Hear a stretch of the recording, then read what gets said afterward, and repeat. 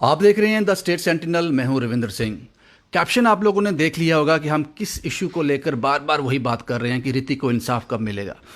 वो बात हम ज़रूर करेंगे, लेकिन उससे पहले जो एक र्यूमर सी कहेंगे, जो र्यूमर चल रहे हैं, अफवाहों का बाज़ार गर्म है कि जम्मू कश्मीर यूटी को अपना चीफ मिनिस्टर मिलने वाला है, काउंसिल एडवाइज़र का गठन होने वाला है, एडवाइजरी कमेटी का गठन होने वाला है। इन सब पे विराम लगना ज़रूरी है, क्योंकि लोगों में अभी एक कन्फ्यूज़न है कि आखिर क्या होने जा रहा है। हमारे साथ हैं प्रिया सेठी, भारतीय जनता पार्टी की बड़ी नेता हैं। मैम, सबसे पहले इन जो चीज़ें चल रही हैं इसके बारे में क्या लोगों में कन्फ्यूज़न है, स्पष्ट है क्या? देखिए, बिल्कुल स्पष्ट है कि बिना असेंबली के दोबारा से इलेक्शंस होने के और बिना एक असेंबली के गठन के कोई भी प्रोविज़न नहीं है जिसके अंदर एक इस तरह का कोई प्रावधान हो कि चीफ मिनिस्टर इलेक्ट हो, उसकी मिनिस्टर्स इलेक्ट हो। और कल हमारे जो अध्यक्ष हैं रविंद्र रैना जी ने भी उन्हें स्पष्ट शब्दों में इस चीज़ के लिए कहा है कि ये चीज़ पॉसिबल ही नहीं है जब तक ये जो हमारा ये अभी पूरा ट्रांजिशन फेज चल रहा है। यूनियन टेरिटरी 70 सालों के बाद स्टेटहुड से लेकर वो एक यूनियन टेरिटरी में तब्दील हुई है और एक ट्रांजिशन फेज है। जो 70 सालों से मिसगिविंग्स हुई थी उनको ख़त्म करना है और उसके बाद गवर्नमेंट बहुत सीरियस है जम्मू कश्मीर को लेकर। चाहे आपने देखा होगा किस तरह से फास्ट, चाहे इतना पेंडेमिक भी चल रहा है उसके ऊपर भी गवर्नमेंट अपनी जो है चीज़ें कर रही है, डोमिसाइल का लेकर आई हैं। हर चीज़ प्रावधान जो है उस तरह से हो रहा है और इस तरह की बेतुकी बात अगर निकल के कहीं ना कहीं आती है तो कहीं उन क्वार्टर से आती है जिनको घबराहट है, जिनको फ्रस्ट्रेशन है इस चीज़ की, जिन्होंने डायनेस्टिक पॉलिटिक्स बहुत सालों तक की है और अब नई तरह का गवर्नेंस जो है वो है। यहीं से लीडरशिप पैदा होगी, न्यू लीडरशिप को चांस दिया जाएगा और एक इलेक्टेड गवर्नमेंट जो होती है, जो डेमोक्रेटिक प्रोसेस है हमारा, उस तरह से ही इसका आना संभव है। इस पर और ज़्यादा बात करना मुनासिब नहीं होगा, बात को खींचना होगा, क्योंकि भारतीय जनता पार्टी सेंटर में है। जम्मू कश्मीर में भी होल्ड रखती है भारतीय जनता पार्टी। उनके मुंह से ऐसे जो शब्द आ रहे हैं, टोटली विराम। इस पर कोई कन्फ्यूज़न नहीं है कि इस तरह की कोई भी जो चीज़ है, कोई भी पॉलिसी जो है वो नहीं काम करेगी। यहाँ पे चुनाव होंगे, उसके बाद जो इलेक्ट होके आएगा वही अपनी गवर्नमेंट बनाएगा। मुझे लगता है इस पर बात करना और आपका भी टाइम वेस्ट करना होगा। हम दूसरी ओर रुख करते हैं। मैम, मैंने कैप्शन भी दिया था, आप एक महिला भी हैं, एक बड़ी नेता भी हैं और एक माँ भी हैं। ऋतिक के माँ बाप आज भी जस्टिस के लिए हर उम्मीद होती है कि शायद आज कोई एडमिनिस्ट्रेशन से उनके पास आ जाएगा, कोई बिग अनाउंसमेंट कर देगा, बेटा उनका चला गया, वापस नहीं आएगा। क्या, कहाँ पे गलतियाँ कहाँ हो रही हैं, लैब्स कहाँ पे, जो सुनने वाले कान हैं वो सुनते क्यों नहीं हैं? देखिए, बहुत ही दुखद घटना है। एक माँ बाप का छोटा बच्चा 15-16 साल का चला जाए और 4 दिन तक वो मिले नहीं और उसके बाद उसकी डेड बॉडी उसके घर पे आए, तो कहीं ना कहीं मेरी संवेदनाएं, मेरी बहुत सारी जो है, एक माँ भी हूँ, एक औरत भी हूँ, मैं समझ सकती हूँ कि किस पीड़ा से वो परिवार गुजर रहा है। और इसके अंदर जो उनकी 2 बहनें हैं, बेटियां हैं, उनके घर के अंदर बूढ़ा बुजुर्ग जो हैंडीकैप उनके फादर हैं, जो उनके दादाजी हैं वो भी बहुत बुजुर्ग हैं। तो मुझे लगता है कहीं ना कहीं ये जो 4 दिन तक क्या करती रही पुलिस, मैं तो ये सवाल पूछूंगी आपके ज़रिए कि 4 दिन तक एक बच्चे को वो फाइंड आउट नहीं करती गई। आज के तंत्र मंत्र सब इनके हाथ में है। फिर ऐसे क्या मजबूरी थी कि इन्होंने 4 दिन तक जो है उसको, उसकी बॉडी को नहीं ढूंढा या उस बच्चे को नहीं ढूंढ पाए या उसका कोई सुराग नहीं लोगों को मिला। आजकल जिस तरह से माहौल चल रहा है, पूरा जो है, आजकल बच्चे सारा दिन नेट पे होते हैं, सारा दिन फ़ोन पे होते हैं, एंड्रॉयड फ़ोन उनके हाथ में होते हैं। तो कहीं ना कहीं हम सबकी जिम्मेवारी पड़ती है, सोशली लोगों की भी, आपस में लोगों की भी और अपने घर में रहने में बड़े बुजुर्गों की, कि पूरा वॉच रखें कि बच्चा क्या करता है, किसके साथ जाता है, क्या है। जो स्टोरी निकल के आ रही, ऑफिशियल तो अभी तक कुछ भी नहीं हुआ, ना ऑफिशियली कोई स्टेटमेंट आई है इसके बारे में, ना कुछ किया है। मैं एडमिनिस्ट्रेशन से अनुरोध करूंगी कि इसके ऊपर इसको सीरियस लिया जाए। इस तरह की अगर वाकयात होता है तो उस परिवार के साथ खड़ी हुई एडमिनिस्ट्रेशन नज़र आनी चाहिए और वो वेट कर रही है कि भाई एडमिनिस्ट्रेशन हमारे साथ खड़ी हो। मुझे पूरी उम्मीद है कि ये एडमिनिस्ट्रेशन भी सीरियस है और आने वाले समय के अंदर उनको ज़रूर जो है राहत मिलेगी। मैम, शायद यही फ़र्क होता होगा कि कहा जाता है कि इलेक्शन होने चाहिए, हमारे नुमाइंदे होने चाहिए, सरकार होनी चाहिए। शायद सरकार होती जम्मू कश्मीर में कोई तो शायद उनको इतना वेट नहीं करना पड़ता, शायद हम सोच के चलते हैं। कोई सरकार नहीं है, लेकिन फिर भी आंखें भारतीय जनता पार्टी की तरफ हैं। क्यों है? शायद उनको एक भरोसा है, उनको लगता है यहाँ से कुछ मिल सकता है, ये पार्टी हमारी तरफ देख रही है। क्योंकि अब जम्मू कश्मीर की बात की जाए तो गवर्नमेंट ना कांग्रेस की है ना बीजेपी, कोई भी पार्टी की गवर्नमेंट नहीं है, लेकिन उम्मीदें भाजपा से हैं। ये आपके एक पार्टी के लिए अच्छी बात है कि वो गरीबों तक पहुंची हुई है, लोग उनसे कुछ अपेक्षाएं रखते हैं। रंधावा साहब ने भी कहा, वहाँ पे कविंद्र गुप्ता साहब भी उनके घर गए थे, आश्वासन दिया गया। उन्होंने सतवारी चौक से बॉडी, इसीलिए उन्होंने शायद और ज़्यादा देर मिट्टी ख़राब होती है उस बच्चे की, उन्होंने इसीलिए आश्वासन पे उठाया कि 2 दिन के अंदर, ये कहा गया कि 2 दिन के अंदर एडमिनिस्ट्रेशन से कोई उनके घर जाएगा और एक कोई अनाउंसमेंट करेगा, उनको तसल्ली देगा। कोई नहीं गया। और सीनियर नेता हैं रंधावा जी, भी एमएलसी रह चुके हैं, उनके घर भी गए हैं, हर चीज़ हुआ है। मैं भी अनुरोध करूंगी आपके माध्यम से भी और खुद स्वयं भी, जो हमारी सीनियर लीडरशिप जहां बैठी है, कि कुछ ना कुछ जो है डीसी के द्वारा या डिपकॉम के द्वारा कहीं ना कहीं और एडमिनिस्ट्रेशन की तरफ से उनको हो। क्योंकि अब भारतीय जनता पार्टी, आपने ठीक बोला, पॉलिटिकल प्रोसेस और उसके बिना थोड़ा डिफरेंस रहता है, क्योंकि तभी डेमोक्रेसी है, तभी आज संविधान के ऊपर ही सब कुछ होता है। तो कहीं ना कहीं पॉलिटिकली इसके अंदर हम कोशिश करेंगे कि हम इसको सीनियर लीडरशिप के साथ बात करके और जो भी राहत फैमिली को दिला पाएँ, हम ज़रूर पूरी उम्मीद के साथ और पूरे विश्वास के साथ मैं कहती हूँ कि भारतीय जनता पार्टी जो है उसके परिवार के साथ खड़ी हुई है। मैम ये बताएं कि वो डिमांड कर रहे हैं, हालांकि वो क्या चाहते हैं? वो ये चाहते होंगे कि आने वाले दिनों में किसी के मोहताज ना हो, क्योंकि जो लोग उनके साथ खड़े हैं, हम मीडिया के लोग हैं, हम लोग जब तक ये स्टोरी गर्म है, जब तक चल रहा है, हम उनके साथ, उसका भूल जाएंगे हम भी उन्हें। लेकिन वो चाहते हैं कि वो मोहताजी की ज़िंदगी ना जिए। हो सकता है कि 5 साल के बाद ऋतिक बड़ा होता, नहीं पढ़ता, नहीं कुछ अच्छा काम करता, दिहाड़ी लगाता, शाम को 400 रुपये घर लेके आता, 500 रुपये कुछ लेके आता। वो सिर्फ इतनी डिमांड कर रहे हैं कि 4th क्लास में उनकी बीवी को नौकरी दे दी जाए। आपको लगता है कि आज 8-9 दिन हो गए हैं, प्रशासन से उनके पास इतनी बड़ी बात है एडमिनिस्ट्रेशन के लिए, उनको एक 10-12 हज़ार की नौकरी पे कहीं एडजस्ट, आंगनवाड़ी में एडजस्ट करवा दो, किसी जगह इतनी बड़ी बात है कि इतना खींचा जाए इसको?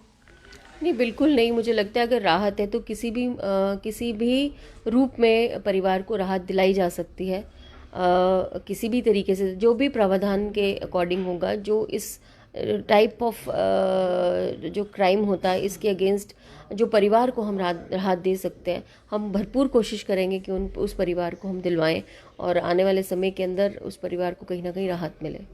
सबसे ज़रूरी जो मुझे लगता है कि एडमिनिस्ट्रेशन को थोड़ा सा अपने जो यूथ है ना, उसको कहीं ना कहीं कोऑर्डिनेट करने के लिए, जो साइबर क्राइम्स कितने हो रहे हैं, इनकी काउंसलिंग बहुत ज़रूरी है। इन बच्चों की पेरेंट्स एज अ घर पे भी देते हैं, लेकिन पेरेंट्स से ज़्यादा वो मोहल्ले के लोगों को सुनते हैं कहीं ना कहीं इस तरह का। तो कहीं ना कहीं काउंसलिंग और लगातार एडमिनिस्ट्रेशन के द्वारा कुछ ना कुछ छोटी छोटी कार्रवाई जो है, छोटे छोटे कैंप्स लगाकर, जैसे आज कोविड का भी, लॉकडाउन का भी वो चल रहा है, बच्चों के पास, बच्चे स्कूल नहीं जा रहे हैं, बच्चे और एक्टिविटीज़ में इंडल्ज हो रहे हैं। तो कहीं ना कहीं एडमिनिस्ट्रेशन को ये भी चाहिए कि इस चीज़ को बहुत सीरियसली लिया जाए, क्योंकि बहुत छोटी बात नहीं है। एक बच्चे अपहरण होता है और उसके बाद उसकी डेड बॉडी मिलती है और किस हालात में मिलती है, तो ये कहीं ना कहीं प्रश्न चिन्ह जरूर लगाता है कि आज का हमारा जो इतने वर्ग का बच्चा है, 10 से लेकर 15 साल तक या 8 साल तक, छोटे छोटे बच्चों के पास आजकल मोबाइल फ़ोन्स हैं। तो कहीं ना कहीं ये काउंसलिंग के द्वारा, आपके पुलिस स्टेशन है, हेडक्वार्टर्स हैं, वो हैं, आप पुलिस स्टेशन द्वारा इन बच्चों को सर्च आउट किया जाए, उनको बिठाया जाए, उनकी काउंसलिंग की जाए, ताकि उनको महसूस हो कि वो परिवार का तो हिस्सा हैं, समाज के लिए भी आने वाले समय में भी वो बहुत बड़ा अपना योगदान दे सकते हैं। और इस तरह की असमय जब मौत हो जाती है, परिवार के लिए दुखद है, समाज के लिए एक बहुत बड़ा प्रश्न है और एडमिनिस्ट्रेशन के लिए भी एक बहुत बड़ा प्रश्न है।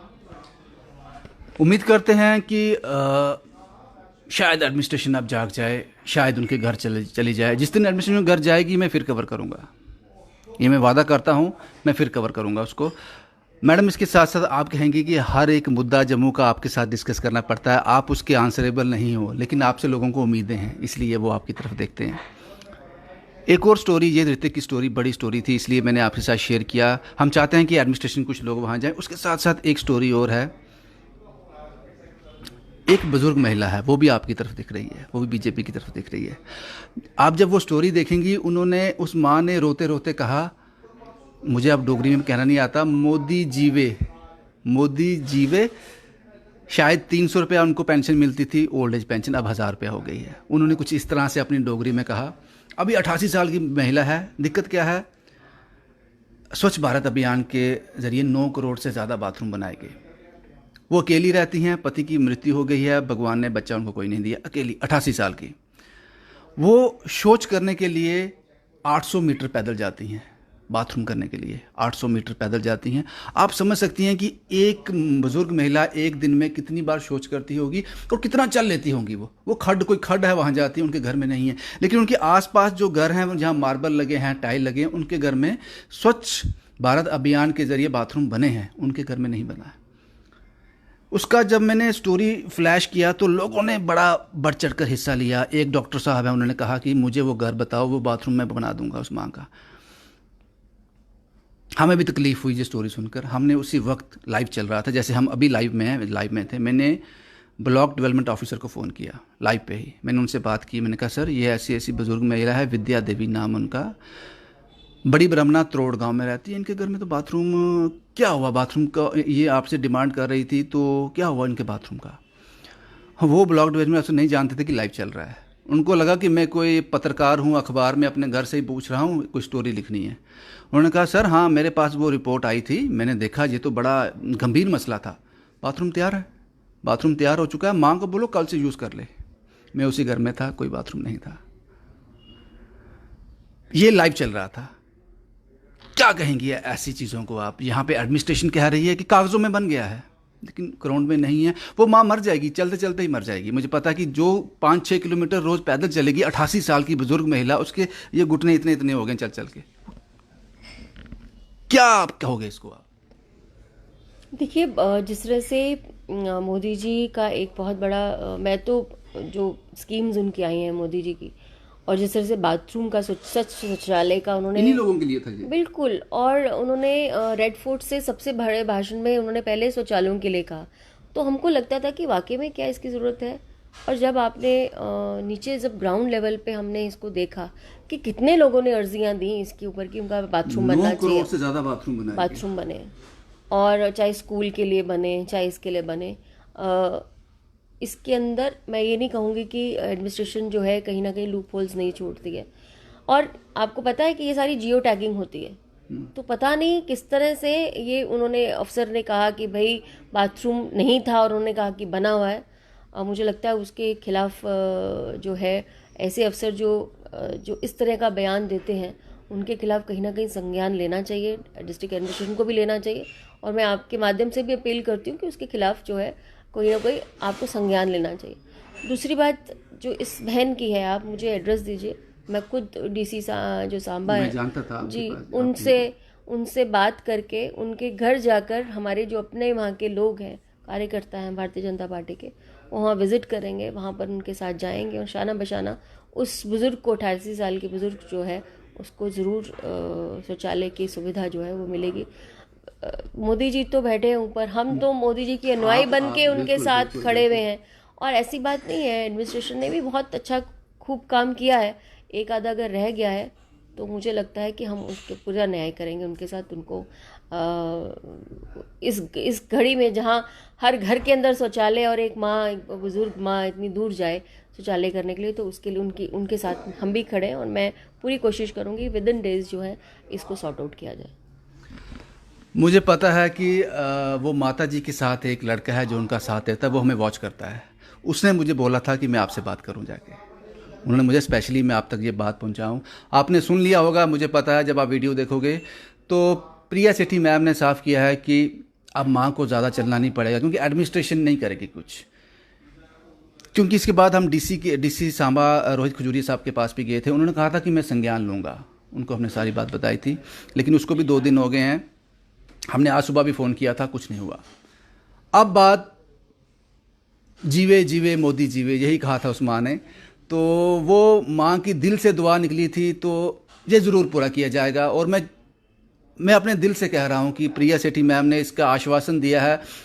अगर इस पर माँ को वो 500-600 मीटर जो रोज़ का 3-4-5 किलोमीटर रोज़ को चल लेती हैं, उसको ज़रूर विराम मिल जाएगा। और ये जो स्वच्छ भारत अभियान है, इसका मिशन ही यही था कि ऐसे लोगों को एक तो स्वच्छता और दूसरा ऐसे लोगों को राहत मिले। हम उम्मीद करते हैं कि ये जो हमारी बात प्रिया सेठी मैम से हुई थी, ये फ्रूटफुल हो और जो भी कहा गया है ऋतिक के मसले में, इस माँ के मसले में, वो जल्द ग्राउंड में देखने को मिले। जम्मू से शुभम कुमार के साथ Ravindra Singh, the state sentinel के लिए।